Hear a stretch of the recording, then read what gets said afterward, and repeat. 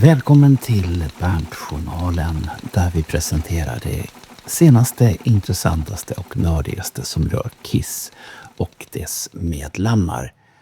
Och fortfarande så är ju den stora nyheten så är det ju Ace Frehleys bortgång. Och nu har vi kommit så pass långt så vi har kommit fram till veckan som har varit nu. Och då riktar vi in oss till att börja med på tisdag den 21 oktober. Då hörde man en privat minnesstund i någonting som heter Sinatra Memorial Home i Yonkers i New York. Inte långt ifrån där Ace faktiskt växte upp. Det här bekräftas dels av det minneskort som bland annat Eddie Trunk har delat med sig utav. Och även andra. Och så finns det logistiska kopplingar till den kommande gravplatsen. Minnesstunden ägde rum mellan klockan 16 till 20 lokaler New York-tid. Och det var cirka 75 personer som deltog i den här privata kretsen runt Ace.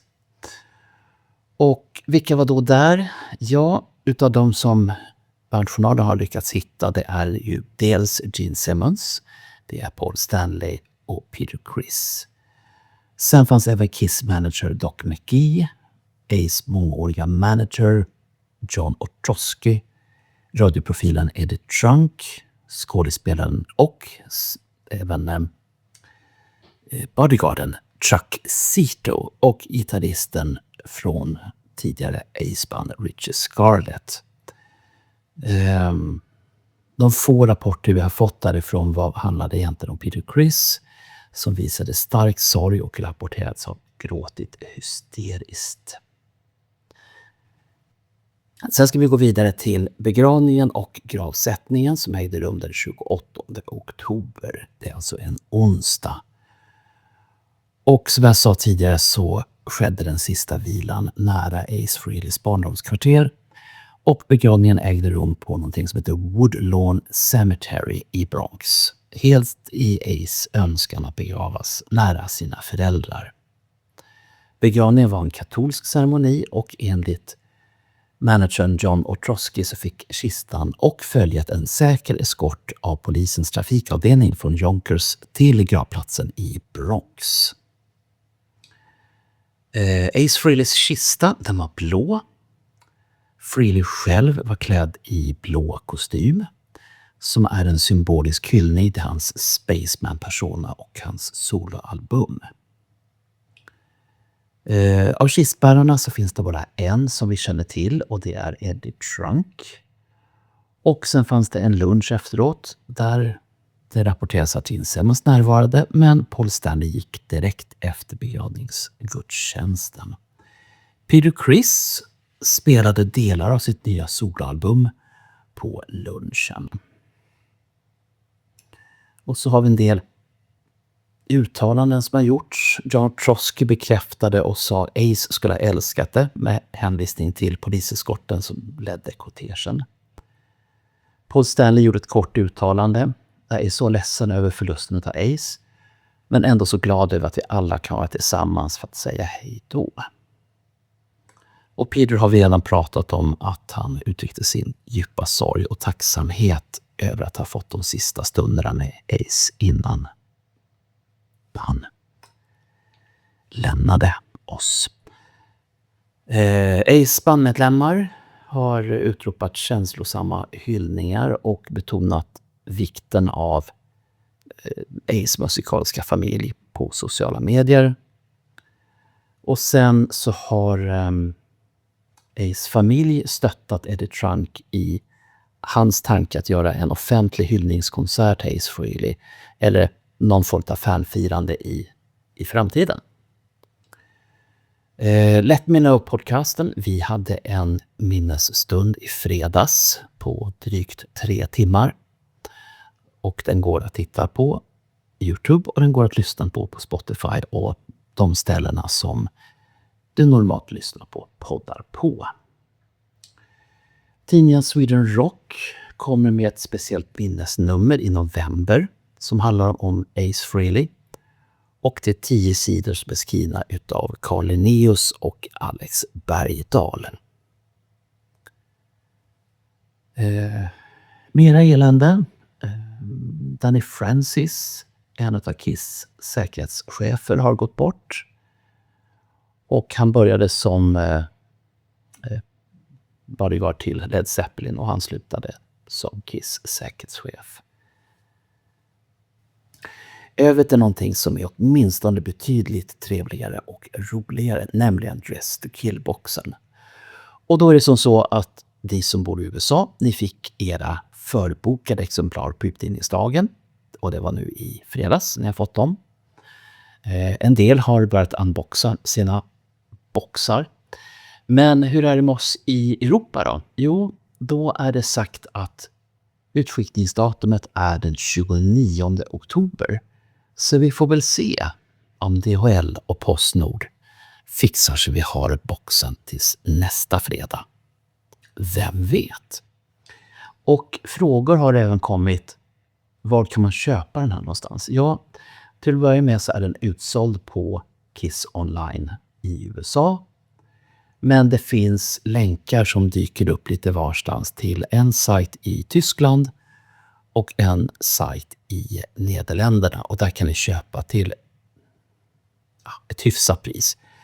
Boxen kostar 3,3 om du vill ha CD:n och frakten ungefär 200 kronor. Men då slipper du moms och tull och sånt där. Men om vi ska prata om innehållet.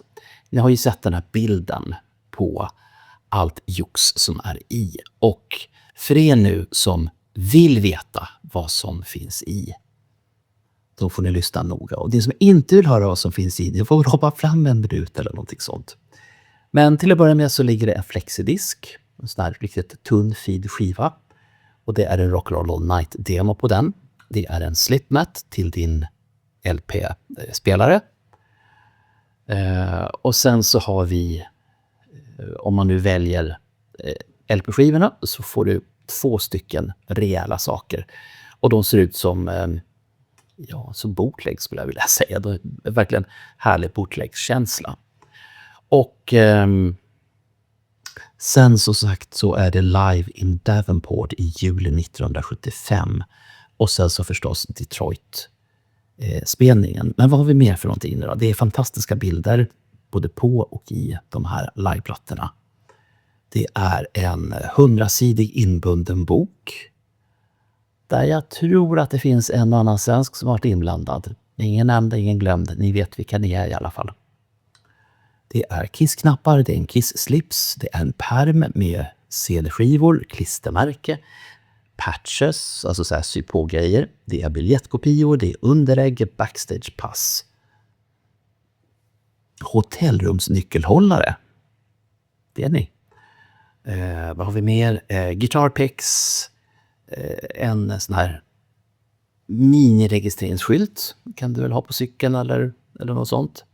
Det är många posters, det är några annonsavdrag, det är annonsklichéer, klistermärken, fotografier, broschyrer, magneter, replika från nyhetsartiklar och ännu fler fotografier. Alltså det är en mummelbox, så mycket kan jag säga.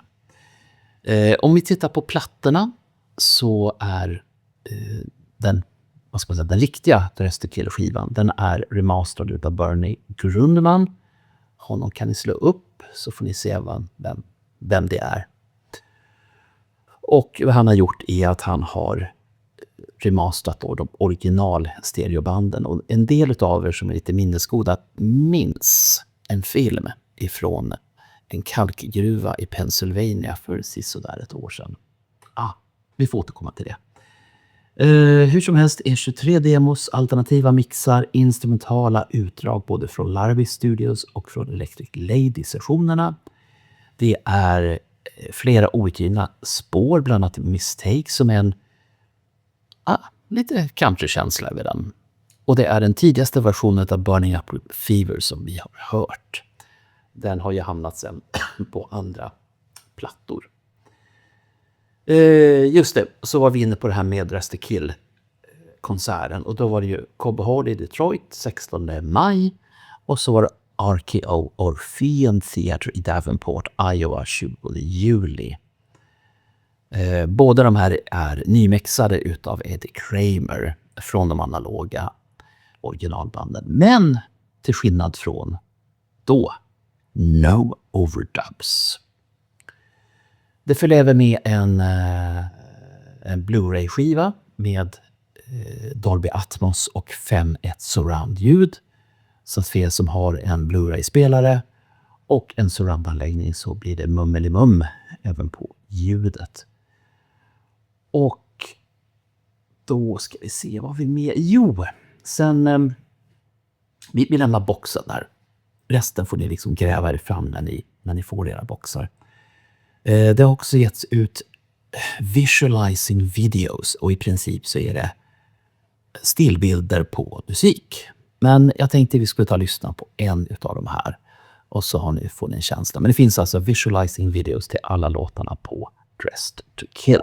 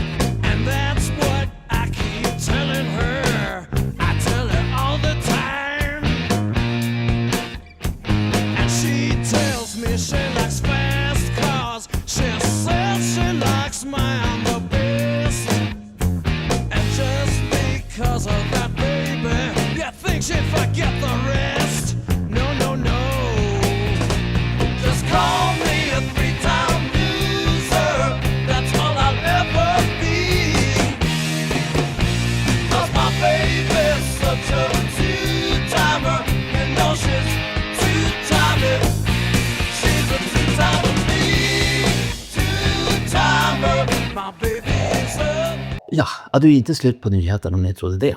Det finns mera. Det har kommit en ny bok utav en herre som heter Joey Caserta. Boken heter Kiss Drummers, The Heartbeat of the Hottest Band in the World. Och Joey Caserta har bland annat trummat på Ace senaste solalbum 10,000 volts. Men han går ganska djupt i de trummisar som Kiss har haft och det finns mycket bilder varav mycket är opublicerat sedan tidigare. Gene Simmons, Paul Stanley och Vinnie Poncha är nominerade till något som heter Songwriters Hall of Fame. Och de tidigare berättigade medlemmarna kommer få rösta på vilka de vill se i Songwriters Hall of Fame. Och kanske blir det de här 3 figurerna. Man får rösta fram till den 8 december och sen så kommer de nyinvalda att få vara med på en gala i New York. Simmons och Stanley medverkar i någonting som heter Performing Songwriters, eller den klassen, och Vinnie Poncha i en mer icke-framförande klass. Ja, nu var det slut för idag. Var rädda om er. Vi syns snart igen.